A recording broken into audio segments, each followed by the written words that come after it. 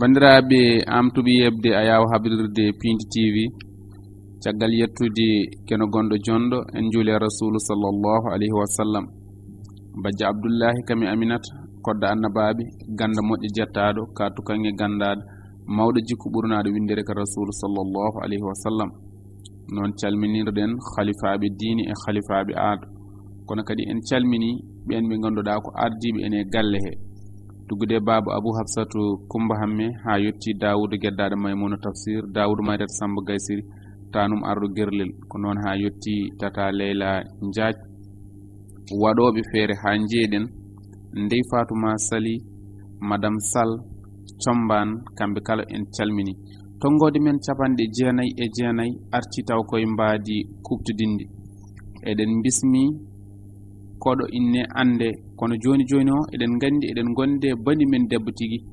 naam garɗo wallodirde men naam kadi ndeysan ko ɗo e télé ɗe tigui ko woni ko Sawdatu Sy mo Sam Kontay ko kanko jaadatone émission Sawdatu assalamu aleykum.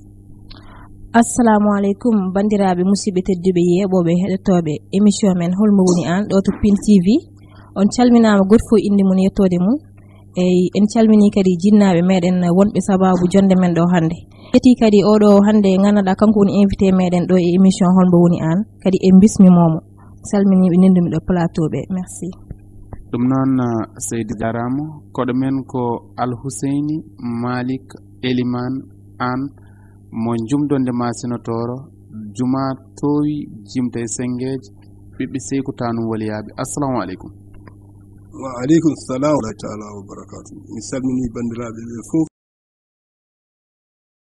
mi juurimaɓe no mbiranmi ni tan on mbi émission o wiyete hol mbo woni an o wiyete kadi ko Alhuseyni Malik an ko min woni émission o min woni Alhuseyni Malik an mi salmini bandiraɓe ɓe pop mi juurimaɓe addade hen e juri Cheikh Oumar Foutiyou garduɗo ceerno Basir Mountaga Ɗaha e ceerno Madani Mountaga Ɗaha e galla Alhaji Mamadou Saydou galla Alhaji Mamadou Saydou to Madina Gounas ceerno amen ten ceerno men Amadou Tijani Ba e weltorede hen ceerno Mouhamadou Samassa e ceerno men ceerno Mallami e ceerno galle tillere fop to jijilon kamɓe fof ɓe calminama kala ɗo moƴƴo woni gando woni ciɓe woni ɗo fof e Sénégal e Afrique fof ene salmine ene juure ñalawma hande o mi weltima e garagal ngal ɗo mbeɗa ñaawi mbeɗa duwaw mbeɗa nelda ɗo kala ɗo Sénégal e woni kala ɗo africain woni kala ɗo monde o fof woni dal ittante yimɓe ñabbuli ɗiɗo bijaji seydina Mouhamadou sallallahu alayhi wa sallam. beela aɗa wawi artande min e seeɗa e gurdam Alhuseyni Malik Eliman an. mbeɗa wawi kay ittade ko min woni ɗo min ko Alhuseyni Malik an mbiyeten komi punaɗo pundami koye Alhassane Malik eyyi min jibina ko le 25 mai 1954 jiidimi ɗo kadi e dadde naissance tan ko moƴƴo ganɗo ceerno Mouhamadou Samas mamatam en calmini ceerno Mouhamadou Samas min calminimo min juurimomo ko mbeɗa heccimo hitande noon kono ko sehilam ko fofo kono ko minen jiidi dadde naissance on kam mbeɗa andi caggal Alassane ko on jiidumi dadde naissance weltanade windere nde fof e weltanade leydi Sénégal e andinde mon ko min woni Alhuseyni Malik an punaɗo e Alassane nenam noon wiyete ko Aminata Amadou Abdoullahi ko Eliman ñandu wadde toon komi Eliman babam wiyete ko Malik Ismaïl Amadou Hammad on ko Eliman Dioum depuis 90 2010 fewde ñalawma hande ko min woni Eliman Louga to jumdonde masintor caggal duttugol mawnam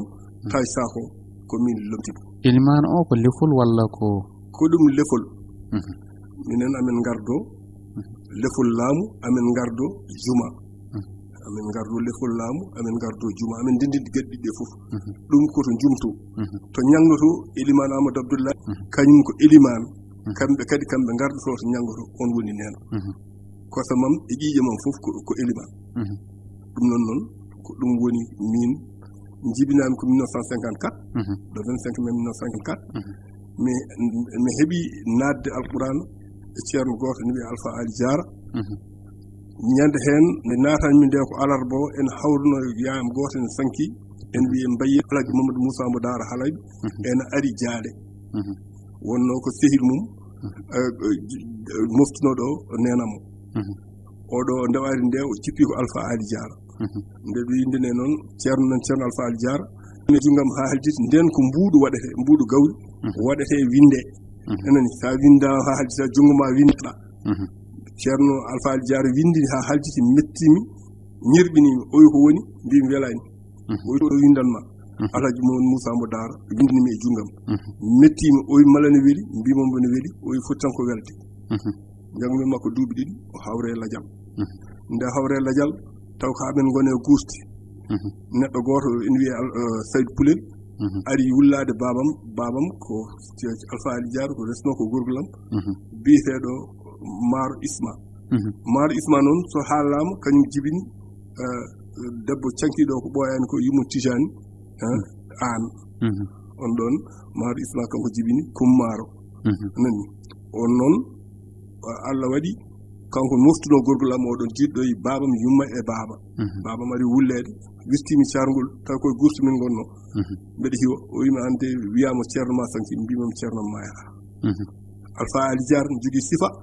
so yalti haysoko kilométre so almude saggi o mbawi saggidde ɗum on woni ceernam eyyi caggal nde o rutti e ladial hawri e ceerno Haali Amar Diaga ko kahom jaami toon gonmi toon en hedde duuɓi ɗiɗi kono noon jangdede taw mi wirtimam par ce que kanko ɓurnomi hulde kanko ɓurnomi hormade kanko ɓurnomi ɓattinde hoore makko kanko Alpha Ali Diara garmi e kawam o mbimomo yonde yo hokkami mi yahandire mono e nenam a 1960 gaccumi alwalam firti a jofnani dal min ɓaari law a ɓaari alluwal ngal law nani après jaami gonmi hen 1964 ha 1973 garmi ɗo e Dakar ɗannimi duuɓi ɗi gonni ɗi to noon mbeɗa rema mbeɗa awa mbeɗa hesa huuɗo mbeɗa feƴƴa leɗɗe ha garmi ɗo e Dakar nanni entreprise goto ne wiye Hydraulique Africaine jaami Saloum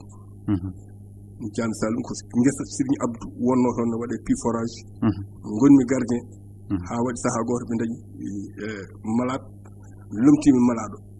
toon puɗɗimi nadde asde woynu gasno woynu ha gaynimi 1974 nden mbeɗa haala ɗo en Sini Alpha Thiamba nden hawre ladial dañmi santhi goto ni wiye Morala ndun après ndun woynu noon 74 mètres yulti nde yuli nde ha haljiti après 74 mètres yulti caggal majjum mi ari société goto Sonafor ko hen société o no wonno situation oɗon gummimi to boyli to jaami to forage duuɓi nayyi gummitimi toon ene garmi sehlam goto ne wi Idriss Ndiaye waɗimi embauché ministère de l'urbanisme gonmi toon 7 ans gummimi 7 ans ɗi 2087 gummimi toon garmi direction de domaine noon toon gonmi 87 ha 2014 mbanmi retraité comme agent de l'administration à la direction de domaine noon toon gonmi 87 ha 2014 mbanmi retraité comme agent de l'administration à la direction de domaine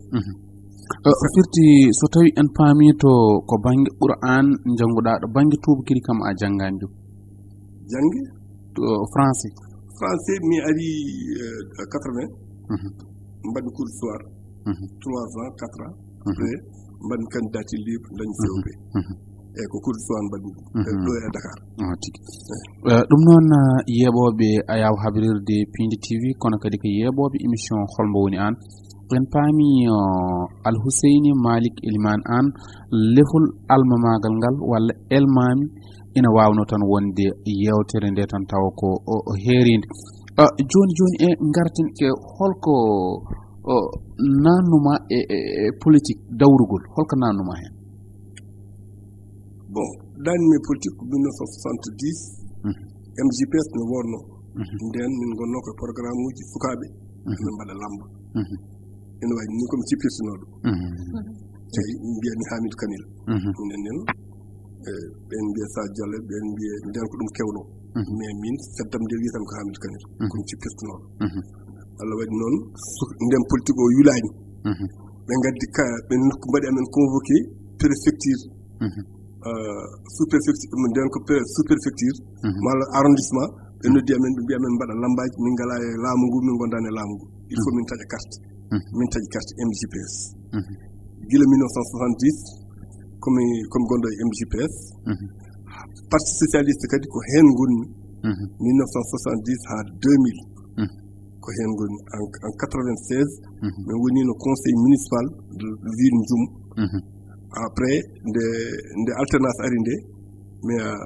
décret après waɗa wonde min yomin garit délégation spéciale waɗa ko ɗum ittime e politique parti socialiste mais komi gandaɗo hen komi cohlaɗo hen komi cohluɗo hen politique ko guwam no fewi eyyi mbeɗa yiye hen mbeɗa musidɗo men Aboubacry Kane yallah yurmo yaafo ɗum kañum kala malla Bohar Séguén kala koɓe mbaɗanno hen mbeɗa famɗi hen ene ko haala kono noon aɓe namnomi malla aɓe jirtoro yam ɓe kalda yam ɓe mbiyam wonde ɗum ɗo ko kewi ko ɗum ɗo kewi hol firti natruɗa e politique ko parti socialiste kono ko ha hande o koye parti socialiste gonɗa walla min mi wonani e parti socialiste hande mi rewi ɓiyam o arino ande Diouf mi woni hen kono mi taƴani kartal gonmi hande ko APR depuis 2008 nde Macky yalti assemblée nationale min gartumi koye Macky gondumi e Macky 2008 ha 2012 élection waɗi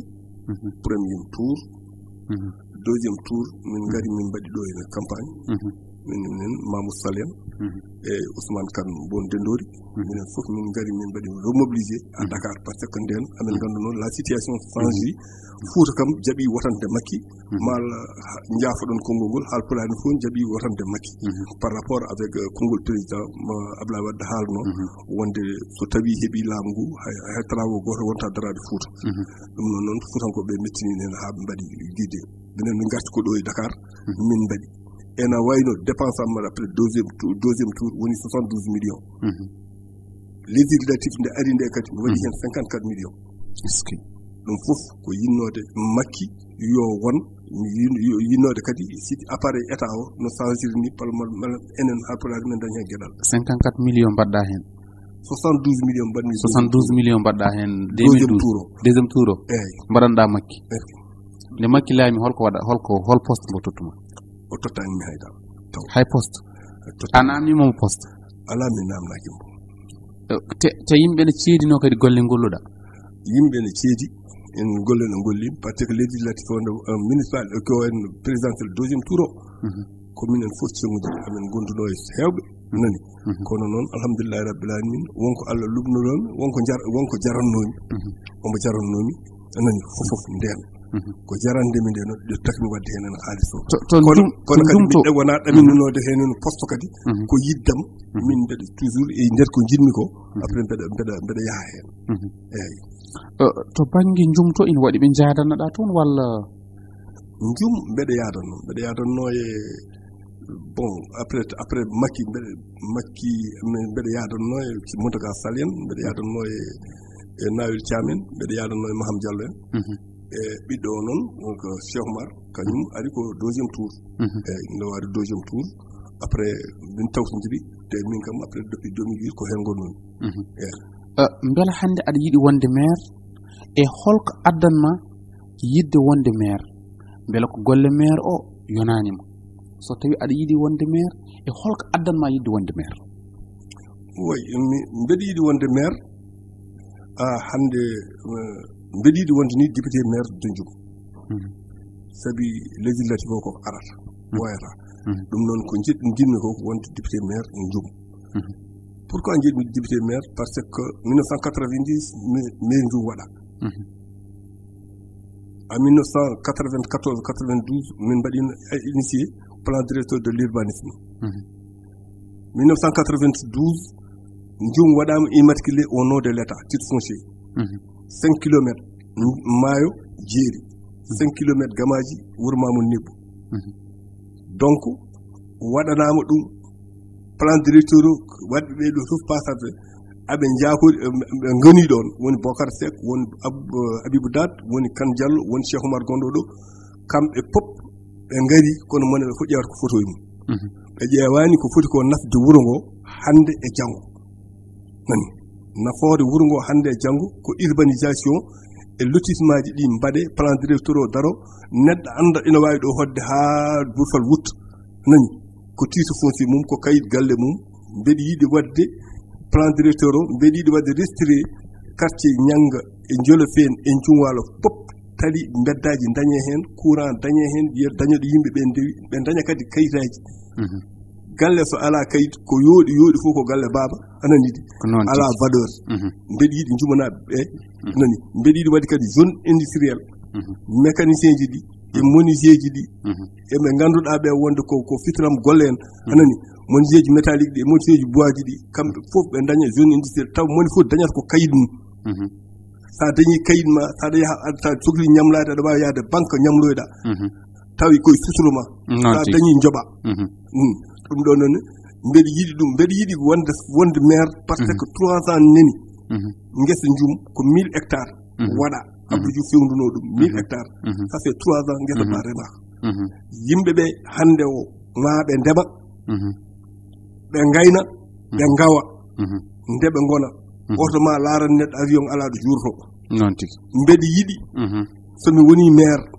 wadde plan directeur de l'urbanisme ruttinaɓe e agriculture o à la base ruttinaɓe e élevage o à la base ƴeewa rewɓe ɓe e sukaɓe ɓe mbeɗa yiɗi somi heeɓi université waɗe ɗo jumɗo mbeɗa yiɗi école aji privé uddite centre uji sukaɓe ɗo jangguirte tokosɓe keble e qurana keble e français anani fof ne mbawi ɗum wonde ha daña diplôme mum daña liggueyaji mum tawa jaltani wuuro ngo environnement o ne rokki ɗum environnement o ne rokki ɗum tawde leydi ndi min ngala probléme leydi waalo min ngala probléme leydi jeeri tigi rigi ɗum noon famnima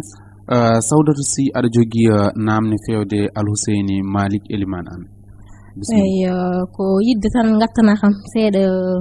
holko woni programme ma e nder commune Djoum holon programme joguiniɗa commune Djoum mbeɗa jogini programme commune Djoum première chose mbimami wonde ko wadde plan directeur de l'urbanisme plan directeur de l'urbanisme eɓɓat kala ko wonata eɗo wonata anani tuggude noon ɗo remate tuggude ɗo waɗete jardin taw ko hoɗorde de tuggude ɗo wadde ɗo waɗete jardin tuggude ɗo waɗete terrain football tuggude ɗo waɗete institut islamique seeranɓe nan toon ala pen dokke duɗe maha koɗa tawne jangguina almuɗumen mbeɗa yiɗi sukaɓe ɓe heɓla mabɓe jangde wona gila law ha gila koɓe mbiyata ko jardin d'enfant ha yettoɗoɓe boddiɗo mbeɗa yiɗi Macky Sall waɗa université Djoum mbeɗa yiɗi aéroport Djoum waɗe Mansour Elimane Kane naatino henen waɗi henen fof kanko waɗi taliji gotolgaji gonɗi toon komin keddora henen heewani mbeɗa yiɗi wadde fewnude maayo ngo hakkude mum e wuuro ngo waɗe tali fewnde so fewndama ha haljitama après kala kas touristique wawi waɗede waɗe eɓɓe sukaɓe liggo tourisme ara eyyi mbeɗa yiɗi aéroport o so tawi wonde o paari anani hôpital Djoum o anani min jiiɗi ko ɓuura mbo hôpital Faka mbo Kafrine o eyyi beele no kalirɗa ni aɗa sikki ma weeɓir noon wadde ɗum ɗon fof ko mbiɗa ko ene weeɓi weeɓide ko hande leydi ndi ɗo tolni kala eɓɓuɗo ko nafata yimɓeɓe laamu ngu tawma hen partenaire uji ɗi tawma hen ko nafata yimɓeɓe à la base kala ko neɗɗo eɓɓi hen nani laamu ngu tawma hen partenaire uji financier tawma hen partenaire social uji tawma hen par ce que yimɓeɓe ƴewata d'accord eyyi joni ko yidde attandema tan e namdal gongal ganduɗa mbiɗa yinno andude est ce que aɗa jogui hoolare ma waw tettude mairie o e jungo monsieur Cheikh Oumar Anne mbeɗa jogui hoolare eyyi aɗa wawi heftude mairie o e jungo makko mbeɗa wawi heftude mairie o e jungo makko taw midi yonani nani sabi ɗum min ko toon jibinani mi wiima nenam e babam fof potayam nani komi Elimane Djoum komi Elimane Ñanga geɗe ɗi min ngel ko ɓiɓɓam e taaniraaɓam e giƴiraaɓam ngoni toon hannde ko ɓen mbaɗimi mi waɗaani hooram ko ɓen ngari mbi wonde yomi ar mbaɗani mbeɗa anndi kadi ne nari e golle ɗe nani mbeɗa anndi ene ndare e golle ɗe noon ko golle politique ko ɗaɗol ñambi hay gooto anndaa ɗo helata kono min mbeɗa anndi mbeɗa waawi heɓtude mairie o gila miɗi yonani d'accord so Allah jaɓi jaabima inchallah sabi nelaaɗo jaɓi sabi amin tawi maadi mbeɗa yaakude mam heɓde ɗum avant midi inchallah d'accord e jinnomi artandema seeɗa ko tagi a jogaaki miijo genre liggodirde e maire jooɗiɗo jooni o eyi mi haalantuma ko tagi aɗa systéme politique leydi ndi wonɗo tolni ko ɓuri heen 95% wonɓe ɗo en ko anda jëf nani anda jëf kañum en systéme mumen ko systéme mumen ko haaju men jaar Cheikh Oumar ko an ko min addi ɗum jum min e bammo jiidi baba min addi mo jum 2002 o dañi premier adjoint maire 2014 o woni maire o heɓi direction de kudde nde heɓi direction de kudde fewde ñalawma hannde o dartaki gallam o ɓoorimi haa o laaɓi o yehi laawol makko min e bamakko jiidi baba min noon ko mi yimo 70 tawi koye politique so jibinama mo famde duuɓi ko gaddirnomomo ko kadi mi nimsani hen eyyi par ce que ko min yinno yidde nde jinnomi nde jiɗirnomi ko sabi Allah ene laaɗum sababude enɗam ko mission am wonno mbeɗa yetta hen Allah kono noon hande o ko jinmi ko waɗande hooram par ce que mi wima wonde kamɓe fof rewɓe ɗo hande moni fof ƴewata hen ko fotomi so wonano ɗum aɓe mbawno wadde yuɓɓinde ko ganduɗa ko somi adi ko hen kaadani ko Mansour Elimane kon waɗi ko e nder wuuro ngo anani gila e jumaji ha e jamaji ha e taliji hay soko laamu rokki ɗum addi waɗi e wuuro ngo kamɓe ɗon ɓe mbaɗani ɗum ɓe toppiti ko wonde ko ñalawma pop ɓe conseil waɗi kamɓe galusuji mabɓe e firiji mabɓe ɓe gara ɓe so conseil gasi ɓe kuɓa otoji mabɓe garta ɗum noon noon min jinmi ko wonte maire mi ara mi jooɗo e wuuro ngo mi liggo hen hay soko mandat goto mbeɗa andi so tawi goɗɗo ari ma wi wonde Ousseynou an rewi ɗo ligginoma eyyi ko noon tan question ngaji mbiɗa sikki yimɓeɓe woodi koɓe kocci hen kadi maɓe paam ko mbaɗɗa expliqué ɗo ko eyyi jinnomi tan kadi ko gartana kam hen ɗo e namdal gotal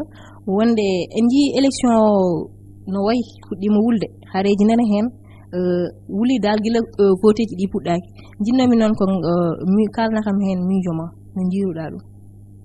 eyyi wulni ɗum ko état jogoto ko wiyete ko programme prévision so état waɗani prévision politique o bonat ɓe ngala prévision hande o municipalité o riwama fodde duuɓi ɗiɗi maalo duuɓi tati par ce que hande ko haalete ko maire uji ɗi ko dañɓe mandat États-Unis 2 fois par ce que aɓene wiita maɓɓe neɗɗo wonata e leydi wiita malla maire wiita ene yiilo mandat taw liggaki nani wiita ɓe dañi ɗum États-Unis lamde ɓuuri mawnude prévision mo président en waɗani malla laamu ngu waɗani hande o législatif o gila yimɓe gila 2019 élection passe jalawma hande o liggaki ɓe goni tan koye haare nde noon addi ɗum ko positionnement est ce que makki ne acca ma walla accata est ce que o accinta malo accintaki hande o ɗum fonno wadde programme législatif o e municipalité o fo yaata yimɓe dutto liggo tigi mais hande o ko naɓɓe nanude yimɓeɓe e tasiogaji hay goto jooɗotako hay goto lelatako hay goto ɗanatako municipalité o so yawti ko carte graphique goɗɗo warata carte législatif nani maalo kañum yadata présidentiel maalo yadata kono ala fof ko waɗaka ɗum yoɓe gandu institution ngaji ɗi ko waɗi ɗum ko yimɓeɓe mbaɗana ɗum ɓe ganda wonde so hunde yonti ene muusi ene metti yoɓe mbaɗ ɗum municipalité so yonti yo wote législatif so yonti yo wote député ji ɗi mbasa ƴewde mandat ji mumen maalo maire ji mbasa ƴewde mandat ji mumen ko noon tigui a jarama no fewi ko hojomaji men ngasi ha laaɓi hojomaji ɗi ngasi kono tan beela aɗa hooli hoorema kono tan calmina yeɓoɓe ayaw hablirde Pin TV yeɓannoɓe émission holmo woni an konngol mbayni ko mi salmini kamɓe fof mi juurimaɓe mi ñaaguimaɓe duwaw mi neldiɓe duwaw mbeɗa andi ndeɓe wonde leydi Sénégal ndi yoɓe gandu ko Sénégal yeeji sen laamotonde ko Sénégal tan jeyndi yoɓe mbaɗ hen deyde goo ɓe neha sukaaɓe ɓe ɗiɗi ɓe jannginaɓe tati ɓe ligginaɓe ɗeɗo geɗe tati ndesdanmi leydi ndi seeranɓe ɓe ɓe toppitoo ɗumen seeranɓe ɓe ɓe toppitoo ɗumen seeranɓe ɓe ne tampite yoɓe tinno e seeranɓe ɓe yoɓe tinno e halifaaɓe ɓe halifaaɓe diine ɓe halifaaɓe janngo ɓe enen ko dañƴen ko weeɓani e leydi ndi catholique en ɓe e musulman en ɓe fof kamɓe jiidu yumma e baaba ko kewi fof ko kamɓe kewdata ɗum noon yoɓe tinno e leydi ndi ɓe mbaɗa feere anani ɓe dartino ko hareji ɗi ɓe dartino golle bonde ɗe ɓe paa e golle moƴƴe so ɓe ƴeewi moƴƴere tan ɓe jiiloto ɓe jiitat jarama Allah jarama Sawdatu Sy en gardi hen ha ɗo gasi ha laaɓi eyi vraiment ko weltare tan rendude e moɗon plateau hannde e kadi mbiɗa yetta kadi kala jeeɓowo émission holmo woni an ɗo ɗo Pindi TV ko wiide tan ne wayno émission o ari to haɗanno kadi mi salmini kala jeeɓowo o beltanama Allah jarama on jarama yeɓannoɓe émission holmo woni an tonggode 99 kono gasata en jettani omo ganduɗa ko ceerno Ibrahima Debo ganda joɗɗo gandal so émission o woodi ballal makko no hen kay saabi kadi ne jokkodirɗen e moƴƴo o Kalidou Amadou Ba e Bolo Sow en calminiɓe Al Huseyni Malik Eliman an eɗen mbawno haalde haala lefol ngol saabu ko lamɗo kono kadi ko almami tonggode 99 kadi ni omo ganduɗa ko Amadou Abdoulaye Ba ko gardiɗo makko Allah jarama on jarama jokkon e yebde télé mon